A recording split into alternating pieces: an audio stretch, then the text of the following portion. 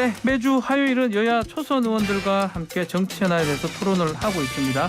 허은하 국민의힘 의원, 양기대 더불어민주당 의원 나오셨습니다. 안녕하십니까? 네, 안녕하세요. 네. 좋은 아침입니다. 좋은 아침입니다. 의원님들은 좋아야 되는 아침입니다. 통상 몇 시쯤에 일어나십니까? 저는 뭐 5시 반에서 6시 사이.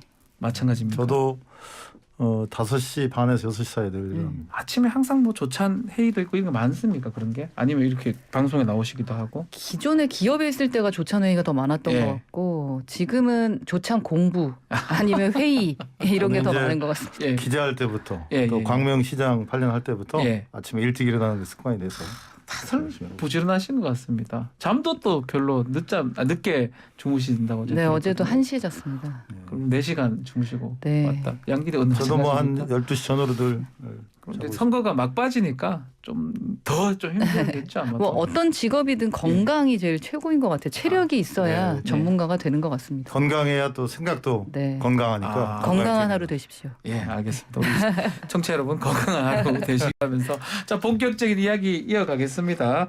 자 내일 투표 날입니다. 본투표 날인데 그냥 한번 여쭤볼게요. 17개 광역 단체장 몇 곳을 우세로 보고 계십니까? 국민의힘은? 뭐 자체적으로는 숫자를 좀 세면서 희망하는 것은 있지만 외부적으로는 저희가 말씀드리기가 어렵고 예. 모든 것이 박빙이다라는 생각으로 겸손한 마음으로 끝까지 최선을 다하고자 합니다. 민주당은 또 어떻습니까? 저희도 일단은 위기의식은 갖고 있습니다. 아무래도 윤석열 정부가 출범하면서 여당에 대한 그 우호적인 분위기가 일어나고 있는 건 사실 아니겠습니까? 네. 그래서 일단은 기존에 저희들이 4개, 5개에 대한 확고한 그런 승기 있는 곳 빼고도 이번에 이제 강원 특별자치도법안이 통과된 그 강원도 같은 경우 이광재 후보가 선전을 하고 있고 네. 또 경기가 지금 박빙해서 김은혜 후보가 재산 축소 신고 논란이 있기 때문에 이것도 한번 해볼 만하다. 그리고 뭐 인천 또 충청도 한번 더 도전하고 있습니다. 네, 좀 경기도 얘기가 나왔으니까 먼저 한번 질문 드려보면 어제 오세훈 후보랑 같이 좀 눈물 보이는 읍소 전략 이게 좀 힘들어서 그런 겁니까? 아니면 어떤 의미로 우리가 봐야 됩니까? 지금 사실 모든 단체장이 힘들겠지만 예, 가장 쫄깃쫄깃하게 힘든 분이 아마 김은혜 후보이실 겁니다. 경기도지사가 아주 초박빙이죠. 네, 초박빙이기 때문에 네. 그리고 그래서 김은혜 후보 같은 경우는 지금 무박 5일을 진행하고 예, 있고요. 예. 24시간 동안 국민을 만나겠다, 도민들을 만나겠다라고 지금 강행군하고 계시거든요. 예. 그런 차원에서 이제 여러 곳 특히 뭐 서울시장 후보라던가 또 안철수 후보라던가 응원해주러 오고 계시고 그리고 따뜻하게 이렇게 말씀을 좀 해주셨잖아요. 네. 그거에 조금 울컥하지 않았나. 그러니까 본인의 진정성이 좀 드러났으면 좋겠는데 이제 막바지로 갈수록 아무래도 네거티브가 많고 네. 여러 가지에 대한 좀 이렇게 압박들이 있지 않습니까? 서로 그럴 수밖에 없는 상황일 텐데 네. 그런 차원에서 진정성을 좀 진정성이 이렇게 울컥하는 마음에서 나오지 않았을까? 이거는 진심이 드러난 거다 이 말씀이네요. 뭐 전략적으로 했다기보다는. 네, 그냥 진짜 일하고 싶다. 그 일하고 싶다는 얘기를 몇 번 했어요. 네, 저희 일하고 싶습니다라고. 이제 중앙당 차원에서 회의를 갔을 때도 네. 거기서도 발언을 하는데 그게 이렇게 느낌이 막 오더라고요. 저는 사실 이렇게 막 울면서 이러는 거 별로 안 좋아하는데 이거는 본인의 마음 난 진짜 일하고 싶습니다. 일하게 해주십시오라고 말씀하시는 데서 이렇게 오게 되는 울컥함 있잖아요. 그러한 부분이라고 생각합니다. 한편은 그만큼 조금 힘들다 어려울 수 있다 이런 표시 같기도 하고요. 네, 이제 아무래도 경기도는 예.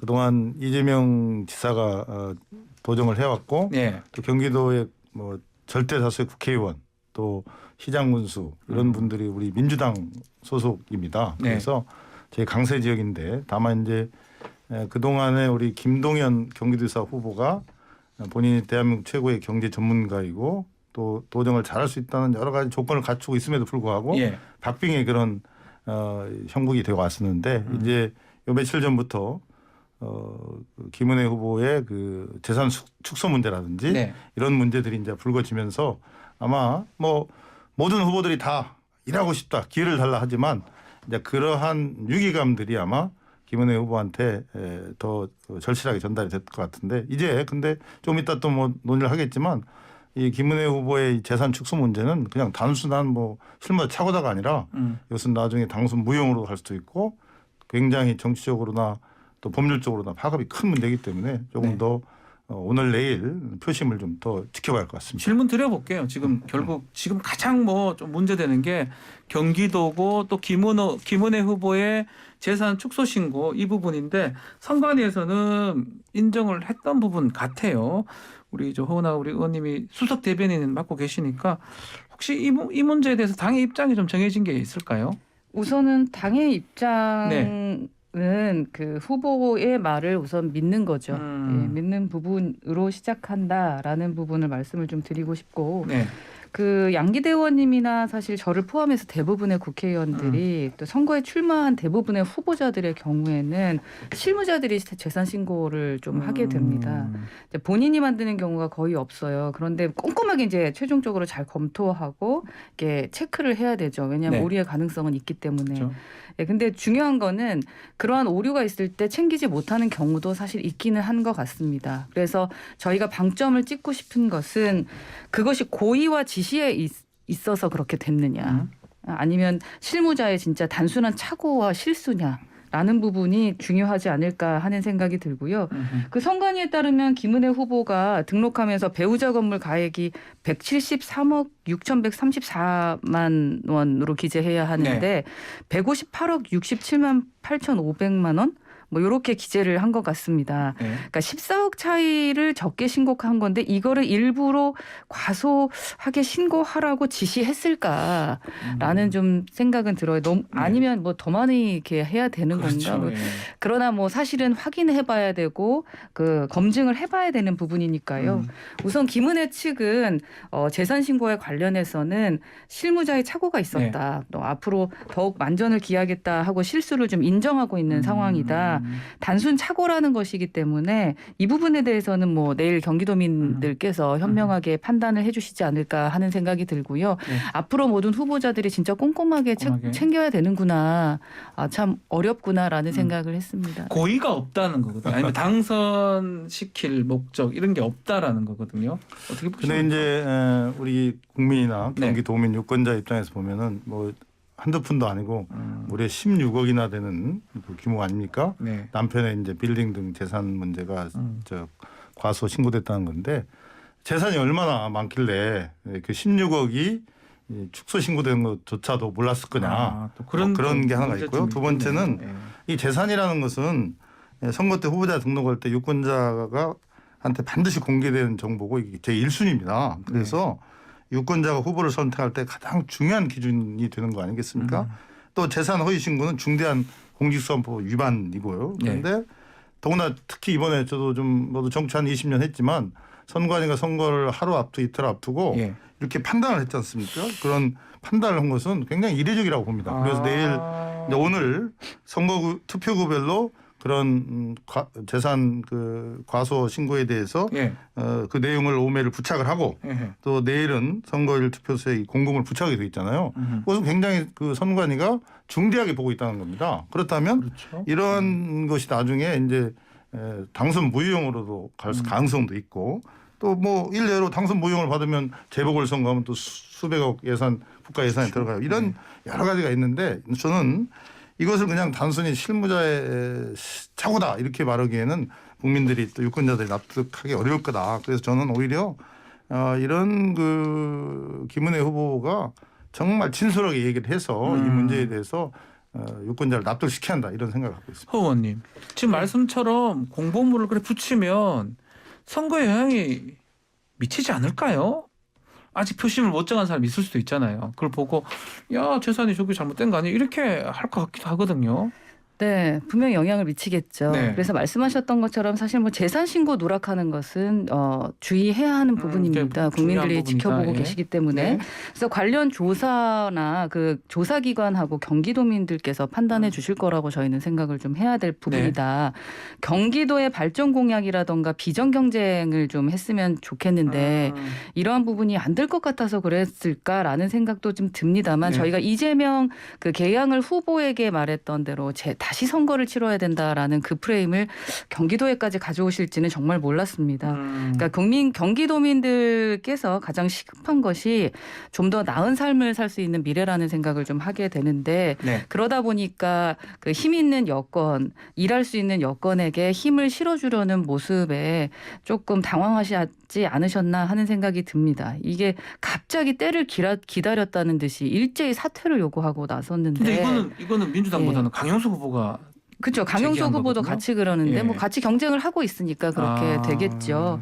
그러니까 그만큼 사실 김은혜 후보가 이렇게까지 그 초접전이 될지는 아마 몰랐었던 것 같습니다. 두 후보가. 예, 그분의 능력을 한 번 더 봐주시고 경기도민을 위해서 누가 일을 잘할 수 있을지 그 부분에 대해서 도민들께서 판단해 주셨으면 좋겠습니다. 무효 가능성 다들 예측이 엇갈리는 것 같아요. 양정수 의원 얘기를 하면서 무효 가능성도 있다고 하는 분도 있고요.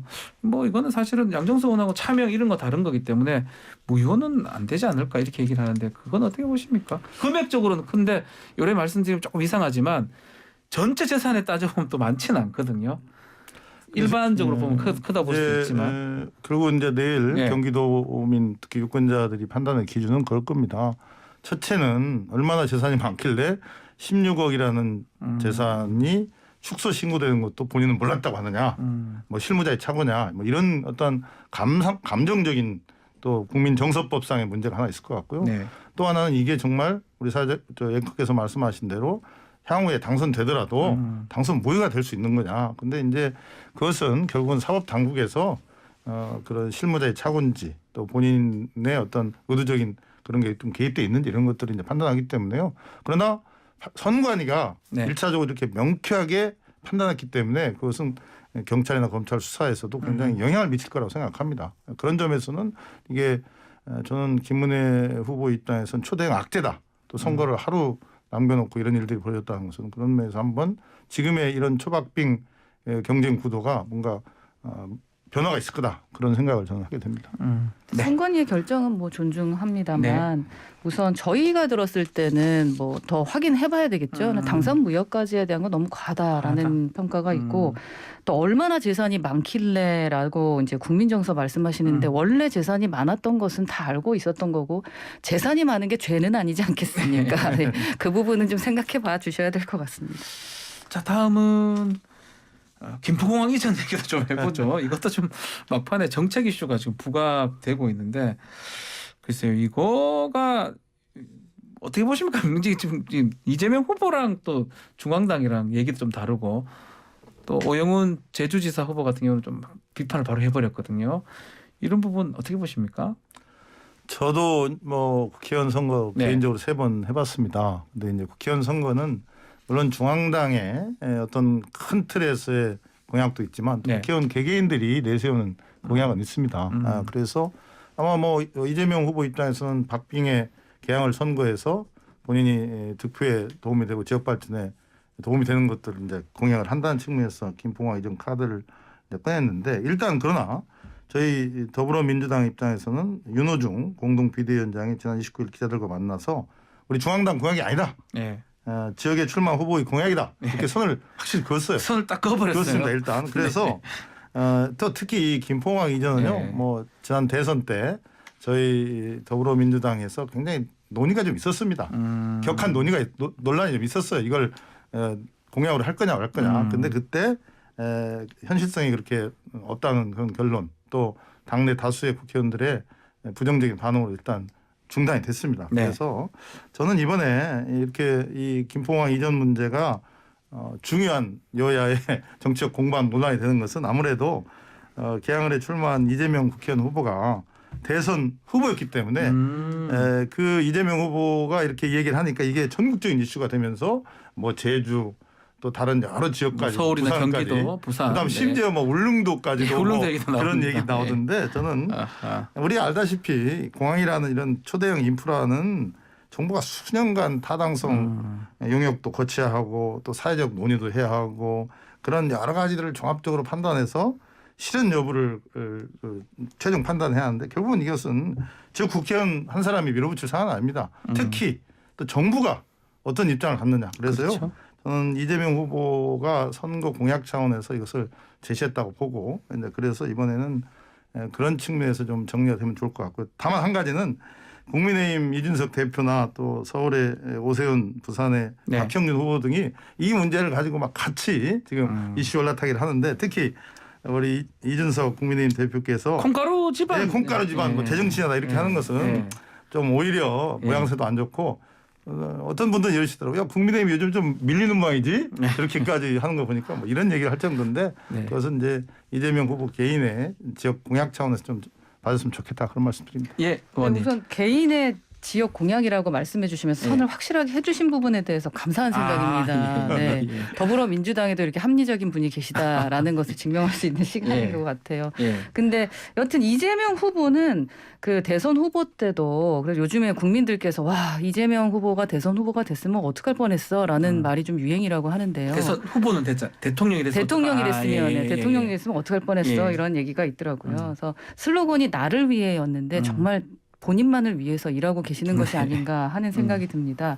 아까 말씀 잠깐 해주셨는데 민주당의 정책위가 그 공항공사에서 그 보고서를 받았던 거를 내부 보고서를 받았는데 거기에서 진짜 중요한 3가지가 있어요. 이 김포공항을 없애면 이전하게 되면 지방이 소멸된다.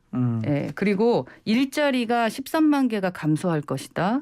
그리고 연간 GDP가 13조 8천억 원이 감소할 것이다라는 결과 보고서를 지금 받아 보셨기 때문에 민주당 의원들이 반대하고 계시는 거거든요.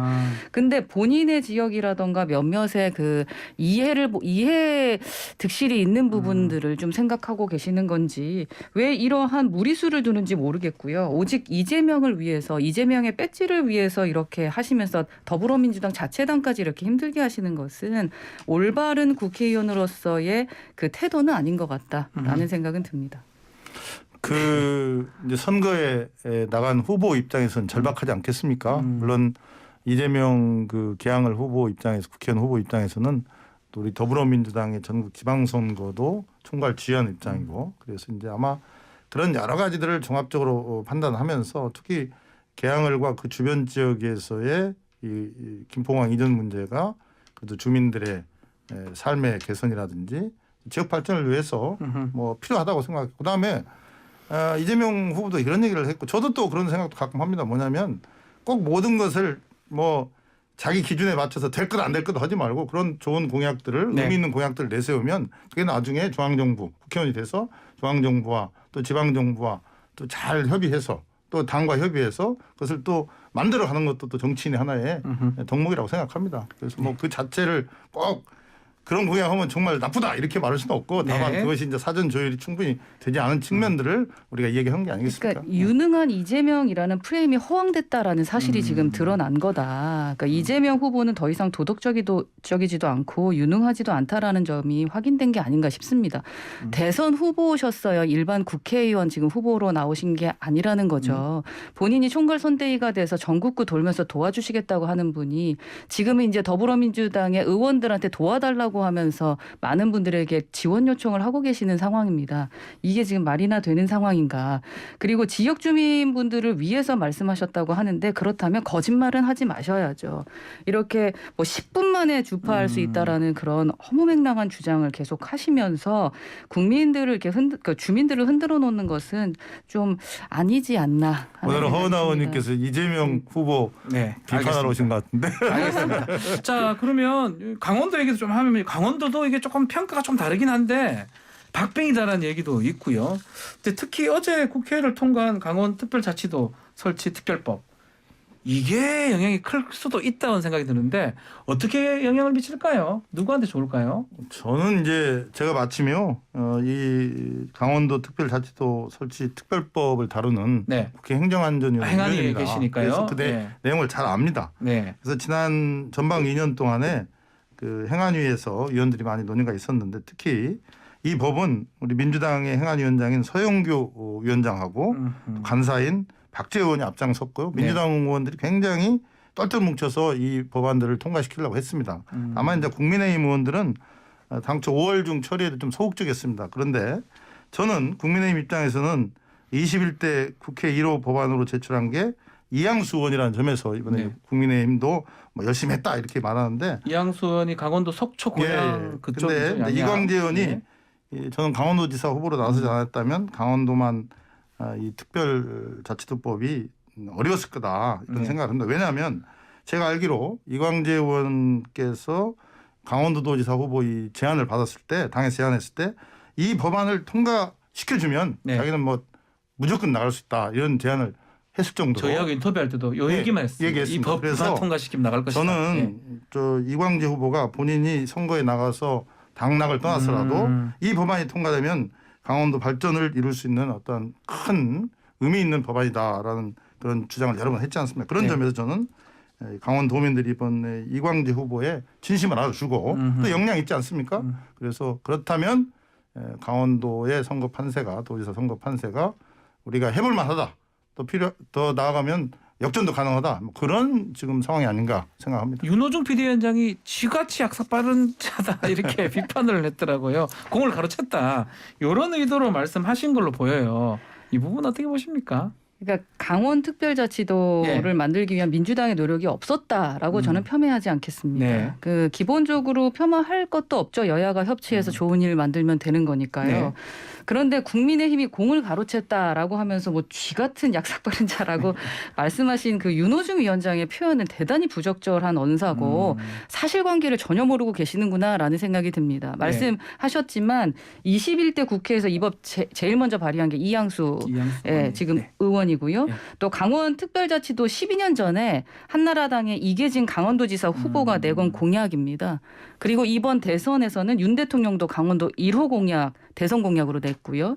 이계진 강원도지사 후보가 얘기했을 때 저희가 지금 자료를 갖고 있는데 국민들께 보여주고 싶은데 이광재 민주당 당시 후보 반대하셨었습니다. 예. 근데 이게 어떻게 처음이라고 본인이 말씀을 하실 수가 있겠습니까?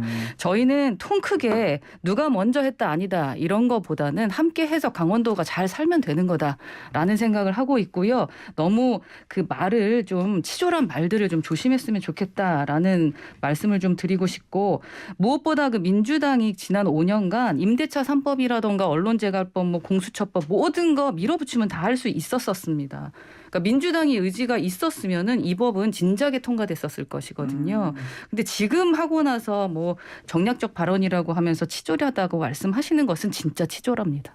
근데 이제 이것은 아무래도 우리가 이광재법이라고 말할 정도로 아까 우리 앵커께서도 말씀하셨지만 이광재 의원이 오직했으면 강원도의 발전 또 평화 번영을 위해서 자기는 도지사 안 돼도 좋으니까 이번만 통과시켜 준다면 자기는 나가겠다. 도지사 나가겠다 할 정도로 강력한 그런 추진력과 의지를 갖고 했으니까요. 그 점은 우리가 또 인정을 해야 한다 그런 말씀입니다. 네, 과거에는 아니었지만 지금이라도 그렇게 생각하신 것에 대해서는 저희가 인정해드리겠습니다. 알겠습니다. 자, 이번 선거 내일 이제 투표가 본투표가 있는데 대통령의 국정수행 지지도 이것도 그렇고요. 또 추경 이 부분은 아무래도 여당한테 좀 유리한 부분 아닌가 생각이 드는데요. 어떻게 보십니까?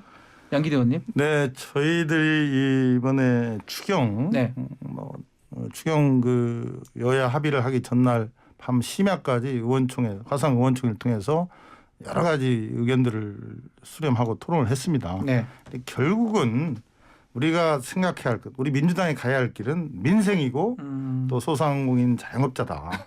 그거 외에 무슨 다른 정치적 뭐 이해를 따지겠느냐. 다만 윤석열 대통령이 1호 공약으로 대선 1호 공약으로 했던 손실보상 소급 적용 이 문제에 대해서 완전 벽창호처럼 그거에 대해서 응하지 않는 거에 대해서는 개탄을 금할 수 없다. 다만 이 문제는 우리 국가가 정부가 어려움에 처한 소상공인 자영업자들한테 영업을 못하게 한 거에 대해서는 반드시 보상을 하는 게 그건 국가 정부의 책임인데 그럼 이번에 그걸 안 해주면은 그때 그 고통받았고 정부를 따랐던 소상공인 자영업자들은 어떻게 할 거냐. 이 문제 때문에 굉장히 저희들이 고심을 했었습니다. 그래서 그럼에도 불구하고 또 역시 여당은 또 정부는 이 손실보상 소급적용에 대해서는 계속 거부를 하고 있는데 물론 지금 나중에 이제 시간이 되면 법 개정을 통해서 또 손실보상을 소급적용할지는 모르겠습니다만은 저는 이 추경이 정말 저희 민주당 다수당에 엄청난 고뇌와 고민이 있었습니다. 왜? 이 정부가 만약에 이번에 손실보상 소급적인 안 해주면 누가 앞으로 정부가 이런 전염병이나 위기 상황이 왔을 때 국민들이 따르겠느냐.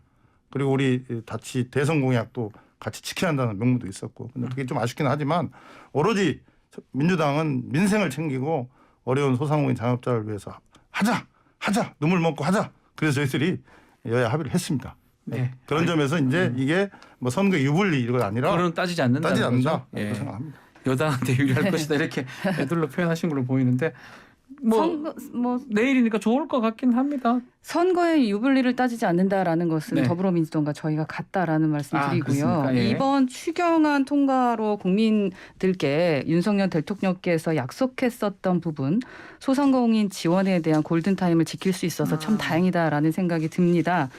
그리고 검수완박은 5분 만에 통과시킨 게 민주당인데 손실보상 추정안 무려 5일 걸렸습니다. 네.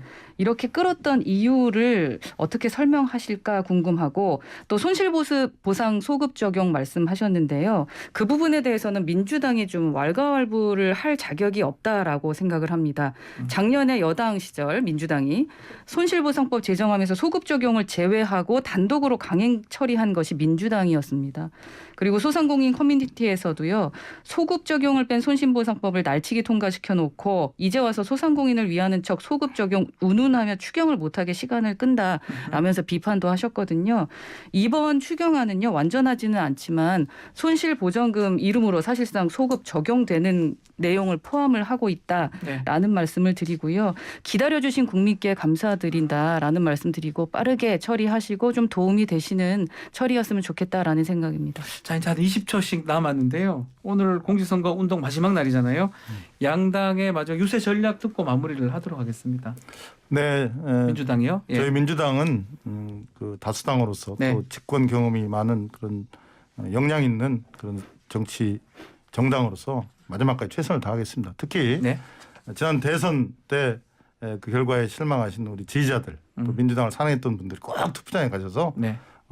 유능한 우리 민주당 일꾼들 지방 후보들 좀 뽑아주시고 또 윤석열 정부가 국정 안정도 해야지만 또 제대로 견제도 해야 하기 때문에 네. 그런 균형 있는 그런 정치 할 수 있도록 좀 도와주시기 바라겠습니다. 네. 자, 국민의힘도 말씀 좀 부탁드리겠습니다. 네, 우선 일하고 싶습니다. 네. 제대로 일할 수 있도록 도와주시고 안정적인 국정 운영할 수 있도록 도와주셨으면 좋겠습니다. 네. 아시겠지만 저희 문정부 탄생한 지 지금 채 한 달도 안 됐습니다. 그런데 저희가 윤정부 예. 깜짝 놀랐습니다. 예, 예. 제가 문이라고 예, 했으니까 잘못 네, 들었습니다. 죄송합니다. 예. 윤석열 정부 네. 탄생한 지 지금 한 달도 채 안 됐는데 네. 저희가 어떤 성과 보여드리고 있는지 국민 여러분들께서 판단하고 계실 거라고 생각하고요. 앞으로 5년 정말 일꾼처럼 열심히 일할 텐데 일하려면 함께 일할 수 있는 단체장이 필요하고 시의원, 구의원, 구청장들이 필요합니다. 함께 일할 수 있도록 균형을 맞춰주실 국민 여러분의 그 현명한 판단을 기대하겠습니다. 알겠습니다. 여하튼 저희도 똑같이 현장에 나가셔서